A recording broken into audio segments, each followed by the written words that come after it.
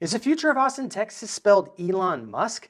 Jeremy Knight, the Knight Group, your favorite Austin realtor. I got a lot to talk to you about today on what's happening for the future of Austin. There's a lot of new stuff that's coming out. We're talking light rail again because there's more news about that. We're talking about some of the things that are coming to the Austin area, some things you should keep an eye out. Some of these things are going to continue to help Austin with the pricing as far as keeping prices going up, and some of it may actually hurt pricing. So there's both sides of the coin that we're looking at. So if you're looking to purchase in the Austin area or maybe looking to leave Austin area, these are some things that are going to affect you whether you're buying or selling. So definitely pay attention. Drop a comment below. What do you think about some of the things that are happening in Austin and coming to Austin? We want to hear from you. If you haven't subscribed, do that. Here we go. Okay, number one, let's talk about what's happening with Elon Musk.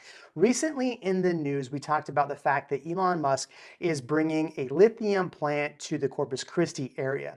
Now, when we look at what's happening in the Austin area, this Austin Business Journal shows that Elon Musk and Tesla are the third most populous for companies in the Austin area. But that number actually isn't realistically true, because I actually talked to and have helped sell and helped clients buy with Tesla, the Boring Company, and SpaceX here in the Austin area. That number realistically is closer to 13,000. And then you add in all the other businesses as well. So there are a lot of people that are employed with Elon here in with whatever capacity with one of the businesses here in the Austin area. And on top of that, it's very soon that Elon will be the #1 employer of Texas, because like I said, they just brought in this lithium plant. Secondly, they are putting in like warehousing down in San Antonio. My friend Trey Serrano, if you've ever seen his channel, Mr. Spicy, as we call him on here, he has put out several videos talking about all of the jobs coming to San Antonio as well. So one thing we got to look at though, and the reason why we're talking about Elon mainly, is that there's more news that Twitter might be making a move to the Austin area. Recently in an interview with Elon, he basically didn't say that Twitter wouldn't move. Site selectors joke that Elon has been the gift that keeps on giving, a principal at Boyd Company said last year in discussing his last research for headquarters and what it could mean for possibility Twitter move. Speculation has often focused not on whether Twitter will leave San Francisco, but where it might land, with Musk being frequently critical of the company's hometown before and after his $44 billion takeover. Now, something to think about here is that Elon did move his engineers back to the Bay Area. So you did see some of those engineers move. So the question I posed on the channel was, is there enough really good talent in the Austin area to continue the growth for Tesla? That's going to be a question for the future. Check out my friend Farzad's channel. He talks extensively about Tesla and what's happening there if you want to hear more about Tesla. But it does look that Elon is still making moves in the Austin area. So that is some good information. Speaking about technology companies and tech, Austin over the last few years has become a tech hub, right? We've seen Meta come here, Google's here, obviously Tesla, but over the last 6 months, we started to see a lot of layoffs. And so there's been a lot of concern about the growth of Austin as far as these tech companies. Now, I'll tell you that the unemployment rate is still under 3.5% here in the Austin area. So we'll continue to monitor what happens with unemployment, especially with some of these potentially higher paying jobs in the tech sector. But last year, at the end of the year, we saw that the Chapter 313 incentives for companies went away. Now, if you've noticed that there is a big move in the US for chip manufacturing companies, right? There was a bill signed by the Biden administration not too long ago, and a lot of these chip manufacturers have been looking at Austin. Well, one of the things that might have pushed some of these chip manufacturers away recently was a going away of the 313 incentives. So what happened basically is a big company wanted to come to the Austin area.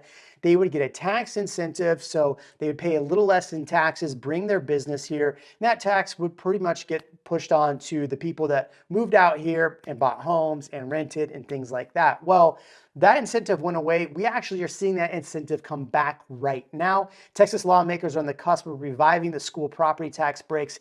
And so this has gone back and forth. House senators on May 24th voted 27-4 in favor of the Texas Jobs and Security Act, designated as House Bill 5, which would effectively bring back the core of the controversial Chapter 313 incentive program that came at an end in 2022. The amended bill heads back to the House to iron out differences between the two chambers versions. After that, it would head to Governor Greg Abbott's desk. Realistically, what we're looking at is not if it's going to happen, but pretty much when it's going to happen. Now, major areas around Austin are seeing huge benefits from this, like Taylor, right? Taylor is getting that huge Samsung plant. There's been other talk of other big manufacturing plants looking out here. So the passing of this may see some of those big companies come back to the Austin area. What are your thoughts on that? What are your thoughts on the 313 incentives as far as giving school breaks? Now, there is talks about a property tax bill that would definitely help our Austin area with the property taxes. So we'll see if that comes to fruition. We'll talk about that more later. One thing I want to talk about, though, something coming to the Austin area, is a gigantic park headed for Whisper Valley. Now, if you've heard me talk about Whisper Valley, I've had quite a few clients buy in the Whisper Valley area because the property tax rates are low. Whisper Valley is in Manor, so it's just outside of Austin proper. They are talking about this is going to be a 7,500 unit home complex, right? But Whisper Valley has a lot of like nice trails. They have a lot of eco-friendly things. A lot of the homes come with solar.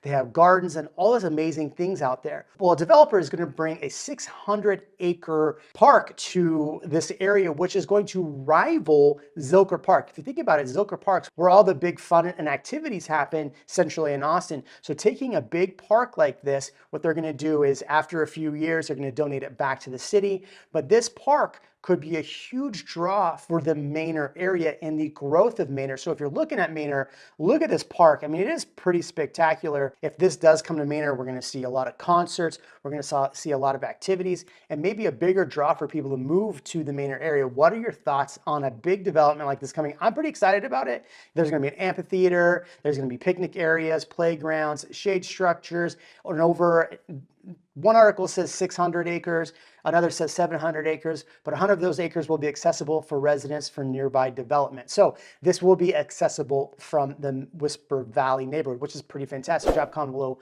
on what you think there. The last thing that I want to talk about is the train situation in Austin. So last week, I actually met, right before they made the announcement of what was happening with the train, I actually met with someone from the departments that is putting together Project Connect. Now, if you don't remember, Project Connect was voted on by people here in the Austin area, and it was supposed to be a train from the airport all the way to the stadium and a bunch of facilities outside of that. Really, when we were talking with them, they're really talking about trying to help people on the east side. And so, but one thing I've noticed about this is there's not a lot of trains going eastbound, right? They're trying to talk about a lot of this going east.